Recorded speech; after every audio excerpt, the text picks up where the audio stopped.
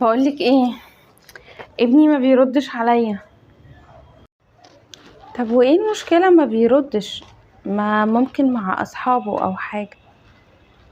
لا طبعا مشكلة، ممكن يكون جراله حاجة او حد طلع عليه. انا قلقانة قوي. عارفة كمان اللي قلقني ايه؟ اللي قلقني انه سمية ما بتردش هي كمان. فكرة اكون عملت لها حاجة ضايقتها تقرر انها تقطع علاقتها بيا. انتي ايه دي؟ هو انتي شفتيها اصلا طول الشهر اللي فات؟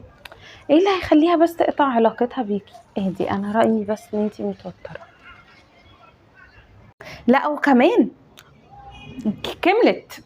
جوزي ما بيردش طبعا، اكيد بيكلم حد غيري او هيطلقني. وارد جدا، وارد. حاسه اني قلقانه جدا.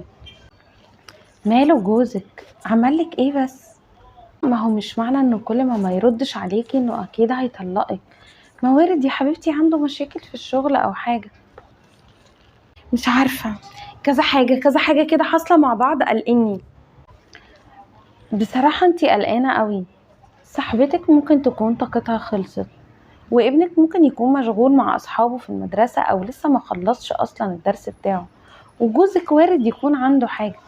اهدي بس كده، انتي القلق موترك. ايه رأيك لو نشرب مع بعض كوباية نسكافيه كده ونشغل مزيكا ونقعد ناخد كواليتي تايم ونهدي اعصابنا؟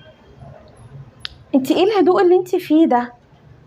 كافي ايه اللي نقعد نشربه سوا؟ يا ربي، نص برودك يا رب يا شيخ، نص.